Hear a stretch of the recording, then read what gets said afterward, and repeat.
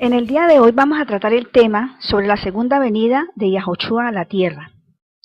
Entonces, hay un tema muy importante que hemos oído desde hace muchos años, como es el supuesto rapto. Entonces, por todos hermanos es conocido esta doctrina del rapto antes de la gran tribulación. Con esta idea afirman que la iglesia va a ser llevada a las nubes justo antes de que empiece la gran tribulación, mientras que todos los demás, que no sean la iglesia, se quedarán aquí en la tierra. Y al final la gran tribulación, entonces el Mesías bajará a la tierra con su iglesia. Hermano, este pensamiento no fue predicado por ninguno de los padres de la Iglesia Católica, ni por Eusebio, ni Jerónimo, ni Justino Mártir, ni Tertuliano, y muchos más. Ni siquiera predicaron de un rapto antes de la gran tribulación. Esta doctrina de que el Mesías vendrá antes de la gran tribulación está dentro de otra doctrina también inventada por los hombres, como es la de las dispensaciones. Y la palabra nos dice que Yahweh no es Elohim de dispensaciones, Él es Elohim de pactos, y Él es fiel a todos sus pactos. Entonces nos hemos dado la tarea de investigar de dónde salió dicha idea, que con el pasar del tiempo, con el correr de los años, hermanos, se ha convertido como, se ha elevado a la categoría de doctrina inspirada y de una gran revelación divina. Hermano, esta doctrina es uno de los pilares más fuertes que une a los cristianos. ¿Y cuándo nació esta idea? Esta doctrina nació en el año de 1747, cuando el jesuita chileno Manuel Lacunza escribió su obra titulada La venida del Mesías en gloria y majestad. Este trabajo luego fue traducido al español en el año de 1816 a título póstumo bajo el seudónimo de Juan Josafat Ben-Ezra. En este libro Lacunza pretende demostrar que el Mesías viene 3 veces. La segunda para buscar a su pueblo y la tercera regresará con su pueblo. Entonces, aquí estamos viendo lo que este hombre enseña. Pero ¿qué nos enseñó nuestro Mashiach? Él afirmó tan solo que regresaría, hermanos, por segunda vez. Nunca habló de una tercera venida. Entonces, ¿a quién tenemos nosotros que creer? ¿A quién tenemos que escuchar? Las escrituras nos dicen a quién tenemos que escuchar. Para eso vamos a Deuteronomio, a Devarim, en el capítulo 18, verso 15, hermanos. Es muy importante leer la palabra, hermanos. Dice así: Yahweh tu Elohim te levantará de entre tu propio pueblo a un profeta como yo. A él deberán hacerle caso. Y en el verso 18 y 19 dice: yo les levantaré un profeta como tú de entre su propio pueblo. Pondré mis palabras en su boca y les hablará a ellos todo lo que yo le mande. Y si alguien se niega a hacer caso de las palabras que él hable en mi nombre, yo mismo le pediré cuentas. Entonces, cuando Yahoshua hablaba, él hablaba eran las palabras de Yahweh. Él no hablaba sus propias palabras. Y vamos al Brit Hadashah, al mal llamado Nuevo Testamento, en Yohanan, en Juan 14:6. Yahoshua le dijo: yo soy el camino, la verdad y la vida. Nadie viene al Padre sino por mí. Entonces, ¿qué era lo que en realidad nuestro Rabí Yahoshua nos enseñó? También en su tiempo sus talmidín le preguntaron: ¿qué señales habría de su venida?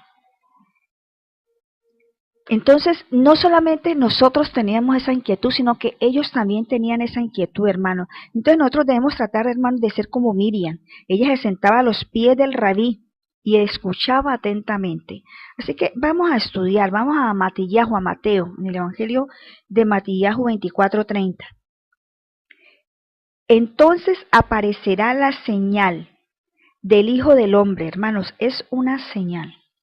En el cielo, y en ese tiempo se lamentarán todas las tribus de la tierra, y verán al Hijo del Hombre, hermano, es algo visible, viniendo sobre las nubes del cielo con poder y gran majestad. O sea que es una señal visible. Él nos está diciendo que a Él se le verá, todo ojo le verá. Y ahí en el 31 dice, Él enviará a sus mensajeros con un gran toque de trompeta. Hermano, esta palabra trompeta en hebreo es shofar, para reunir a sus escogidos de los cuatro vientos desde un extremo del cielo hasta el otro. Entonces, es una señal visible, todo ojo lo verá. Y acordémonos de Noé, cuando Noé salió del arca, cuando se terminó el diluvio, con su familia, el Todopoderoso hizo un pacto con Noé. Amén. Y hizo el arco iris. Y era algo visible. Entonces era una señal visible. Pues la venida de Yahoshua a la tierra también va a ser una señal visible. Y vamos a ver en Marcos, en el capítulo 13, el verso 21, lo que nos dice. Entonces, si alguien les dice, miren, aquí está el Machía, o miren, allí está, no le crean. Vamos a leer hasta el 23. Porque se levantarán falsos Machías y falsos profetas, y harán señales y maravillas para engañar, de ser posible, a los escogidos. Pero ustedes, miren, se lo he dicho todo de antemano. Entonces tenemos que poner mucho cuidado a las palabras de Yahoshua, nuestro Machía. ¿Por qué? Porque Él ya nos ha dicho todo de antemano. No hay nuevas revelaciones, su palabra está allí. Y todo tiene que ser, concordar de acuerdo a las Escrituras. Su primera venida sí fue encubierta, hermanos. Él muchas veces les dijo, no se lo digan a nadie. Muchas veces hombres atormentados por demonios decían, sabemos quién eres, el hijo de Elohim, el Ben Elohim. Y Yahoshua Hamashia los mandaba a callar. Hermanos, recordémonos cuando Kefas hizo esa tremenda declaración. Tú eres el Machía, el hijo del Elohim viviente. Eso se encuentra en Mateo 16:20, cuando le manda que a nadie dijesen que él era Yahoshua Hamashia, o sea, el ungido. Entonces, en cuanto a su segunda venida, las Escrituras declaran que su segunda venida será a gran sonido de shofar. Shofar. Su venida está muy relacionada, hermanos, con el toque del shofar. Hay que destacar que entre las fiestas de Yahweh hay una en la que el shofar tiene un papel principal. Y a esta fiesta se le conoce como Yom Teruah, o día de gran aclamación. Entonces, este día, hermanos, no es de callar, todo lo contrario, es a gran sonido de shofar. Y vamos a ver en Matillahu 24:30, en el capítulo 24 y el verso 30 dice, y verán al Hijo del Hombre. O sea, que se va a ver, y es a día de shofar, no es día de guardar silencio. Y vamos a ver algunos textos que lo confirman. En Primera de Tesalonicenses 4:15 al 17 voy a dar lectura. Pues le decimos esto por palabra del Adón, o sea, del Señor. Nosotros los que vivimos y que hayamos permanecido hasta la venida del Machía, de ninguna manera precederemos a los que ya durmieron, porque el Señor mismo descenderá del cielo con aclamación, hermanos, con aclamación, con voz de príncipe de los mensajeros y con trompeta poderosa, o sea, a sonido de shofar. Y los muertos en el Machía resucitarán primero. Luego nosotros, los que vivimos y hayamos quedado, seremos levantados juntamente con ellos en las nubes para salir al encuentro del Adón en el aire, y así siempre estaremos con el Adón, o sea, con el Señor. Entonces, hermanos, vamos también a leer en 1 Corintios 15:52, lo que nos dice las Escrituras. En un instante, en un abrir y cerrar de ojos, a la trompeta final, o sea, al shofar final, porque sonará la trompeta, sonará el shofar, y los muertos resucitarán sin corrupción, y nosotros seremos transformados. Entonces es con sonido de shofar, no es de hacer silencio, no es de que no se lo digan a nadie. Y vamos a ver también en Revelación 11:15, en Apocalipsis, dice, el séptimo malá, o sea, el séptimo mensajero, tocó la trompeta, tocó el shofar, y en el cielo se oyeron grandes voces que decían, el reino del mundo ha venido a ser de nuestro soberano y de su Machía. Él reinará por siglos y siglos. Entonces, aquí nos declara la Escritura que cuando venga nuestro Machía, ocurrirá cuando el séptimo malá toque el shofar.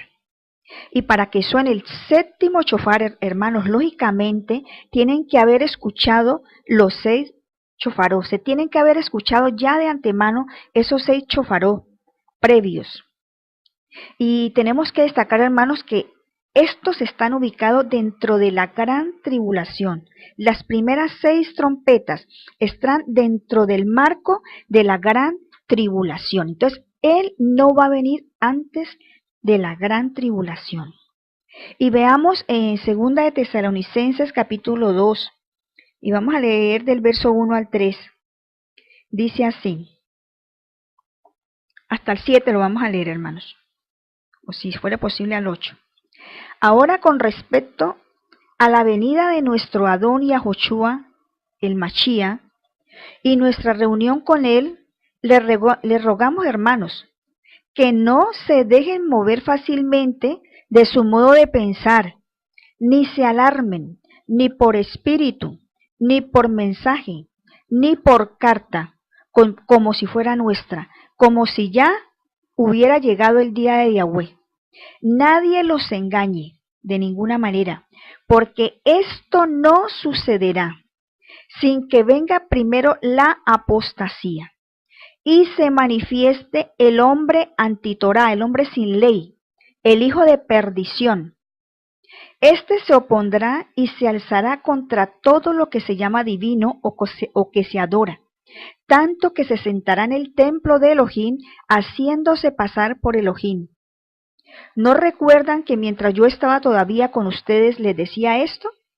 Ahora saben qué lo detiene, para que a su debido tiempo se revele, porque ya está obrando el misterio de la anulación de la Torá.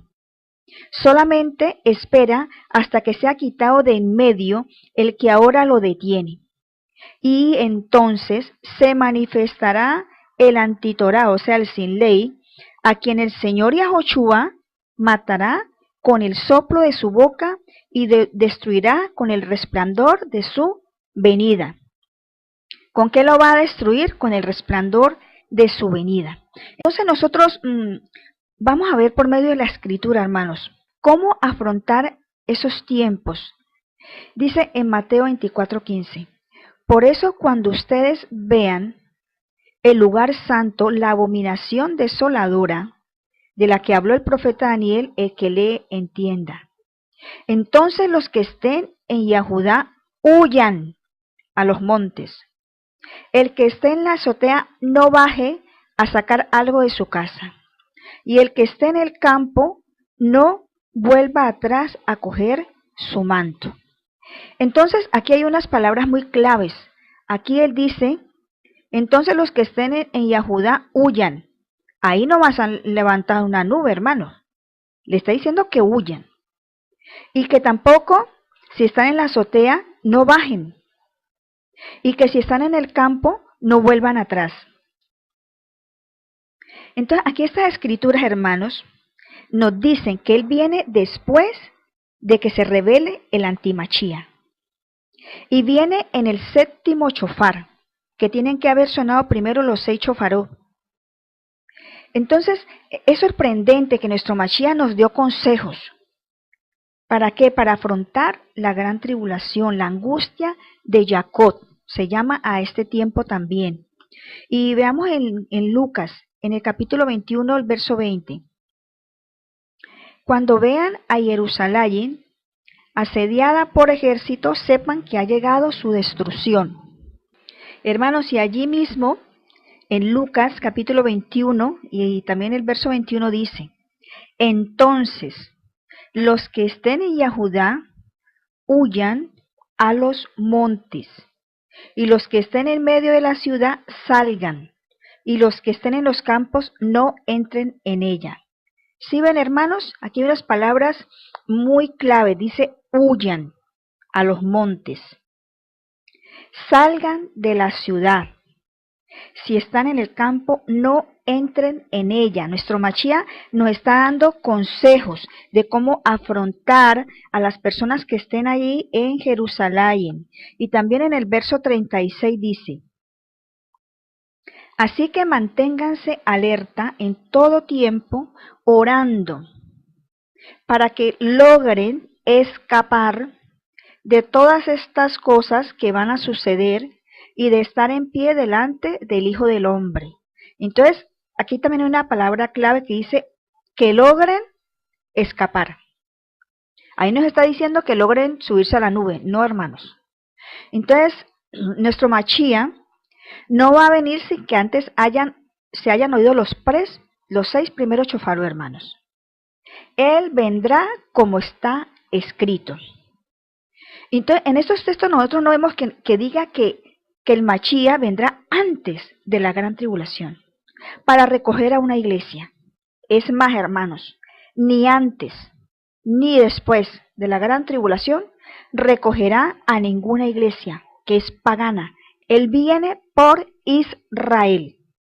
Y Yahushua tiene un compromiso solamente con Israel redimido y solo con Israel. Y esto lo afirman muchos textos de la Escritura. Mejor dicho, todo usted puede ver Isaías, Jeremías, Ezequiel, Joel, Amós, y todo es relacionado con Israel. Ahí no aparece ninguna iglesia, hermanos.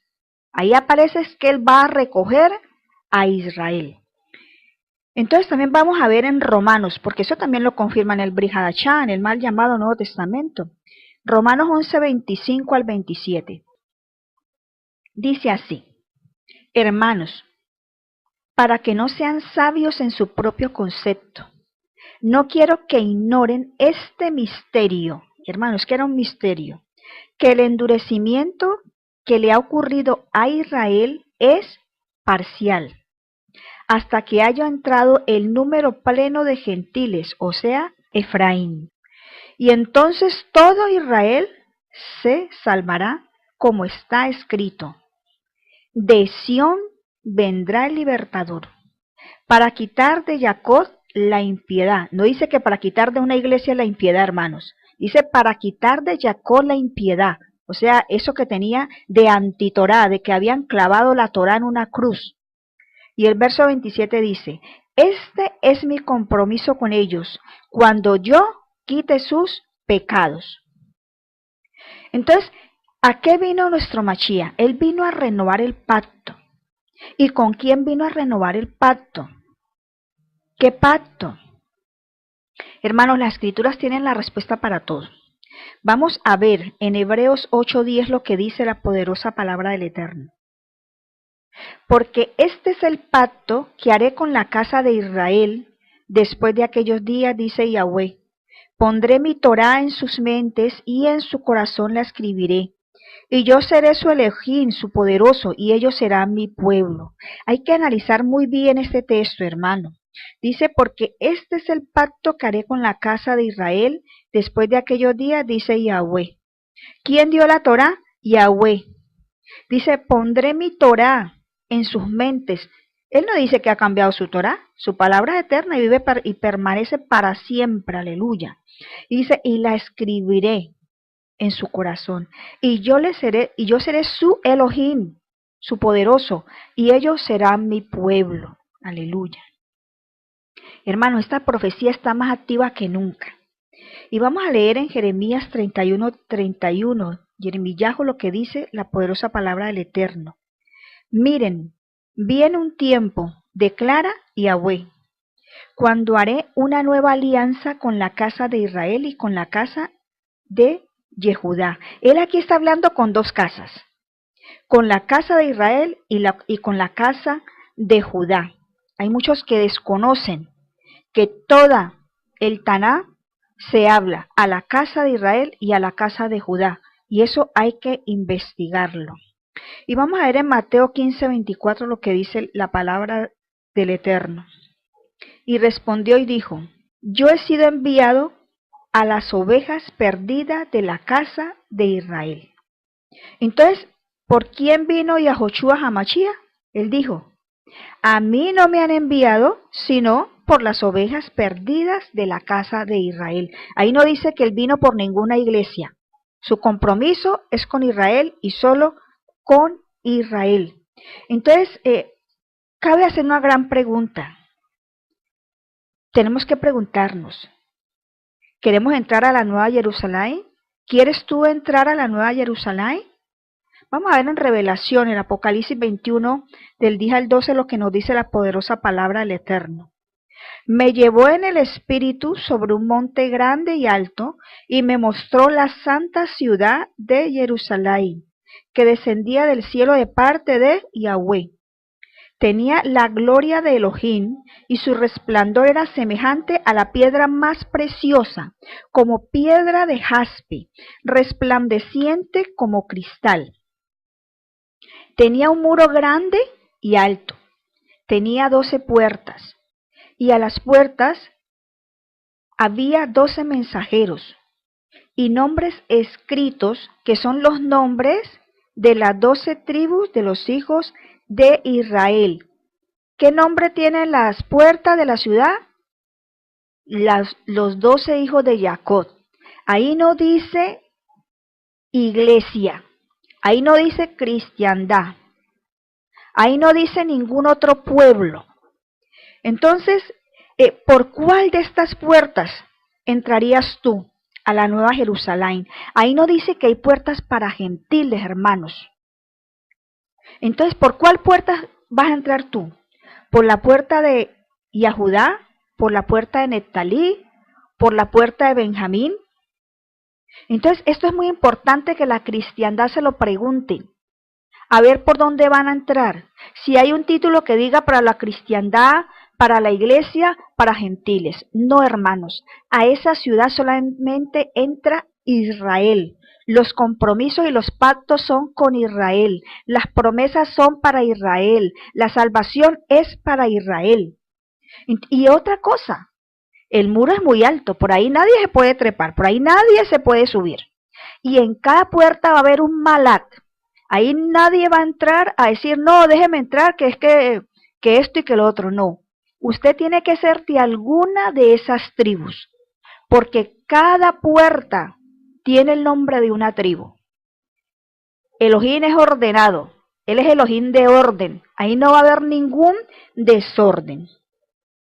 Y también tenemos que tener en cuenta, hermanos, que hay grandes promesas. Dicen las escrituras que vendrán del oriente y del occidente y se sentarán con Abraham, con Isaac y Jacob. Y ahí también va a estar Moisés y Elías. Y entonces, ¿podrías tú tener una conversación con Moisés? Hermanos, él exaltará la Torá, los mandamientos del Eterno. ¿Y tú qué le vas a decir? No, hermanos, tenemos que pensar todas estas cosas. Si vamos a estar con Abraham, con Isaac, con Jacob, las escrituras declaran que Abraham guardó todos los mandamientos de Elohim. Entonces, en Amós 3:3 dice, ¿andarán dos juntos si no estuvieren de acuerdo? Hermanos, el milenio está a la vuelta de la esquina. Entonces, ¿cómo vamos a estar? ¿Estamos injertados ya en Israel? ¿O todavía no hemos sido injertados en Israel? No, no, no, no. La Torá está en una cruz. Cuidado, hermanos. Nosotros tenemos que ser uno con Israel, porque esa es el gran acontecimiento que va a suceder, la reunión de las dos casas. Entonces, hermanos, yo los invito a escudriñar las escrituras, a injertarnos en Israel y Él viene después de la gran tribulación. Él no viene antes a llevar a las nubes a una iglesia que no lo ama, que no guarda sus mandamientos. No, el que me ama mi palabra guardará. Si me amáis, guardad mis mandamientos. No penséis que he venido a abolir la Torá ni los profetas. Yo no los he venido a abolir, sino a completar. Él nos vino a enseñar realmente cómo tenemos que nosotros comportarnos. Y si alguien dice que sigue al Machía, tiene que andar como el Machía anduvo. Si Machía iba al Shabbat, se congregaba en Shabbat, esa era su costumbre. Yo te pregunto, ¿esa es tu costumbre? Él guardaba los mandamientos. ¿Tú guardas los mandamientos? Él exaltaba la Torá, él hablaba de Yisayahu y hablaba de la Torá, hablaba de Devarim, de todas las escrituras del Tanakh. ¿Tú hablas de ellas? ¿Tú podrías estar de acuerdo con Daniel? Daniel guardaba los mandamientos. Daniel propuso en su corazón no contaminarse con la comida del rey. Él comía kosher. ¿Y tú qué comes? ¿Será que tú vas a poder estar con Daniel en el milenio y él va a comer comida kosher y tú te vas a comer un plato de cerdo? No, hermanos. Allí no se va a comer comida inmunda. Yahweh no cambia. En el milenio nos vamos a sentar con ellos, pero no vamos a comer cualquier cosa. No vamos a comer caldo de inmundicia. Yahweh no lo permita. Entonces, hermanos, allí está para que lo pensemos, para que usted lo piense, hermanos. El Mashiach no va a venir antes de la gran tribulación por una supuesta iglesia, una supuesta novia que no guarda los mandamientos y que ha clavado sus palabras, su Torah, en una cruz. Shalom Ubrajá, paz y bendición.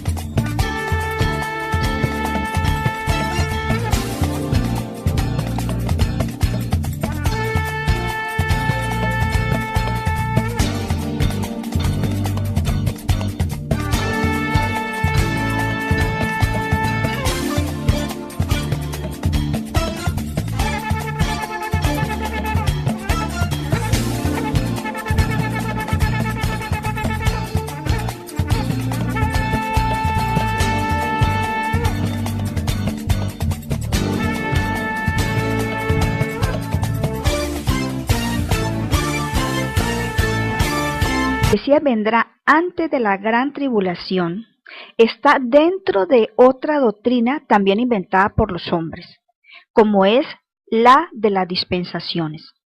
Y la palabra nos dice que Yahweh no es Elohim de dispensaciones, Él es Elohim de pactos, y Él es fiel a todos sus pactos. Entonces nos hemos dado la tarea de investigar de dónde salió dicha idea, que con el pasar del tiempo, con el correr de los años, hermanos, se ha convertido como, se ha elevado a la categoría de doctrina inspirada y de una gran revelación divina.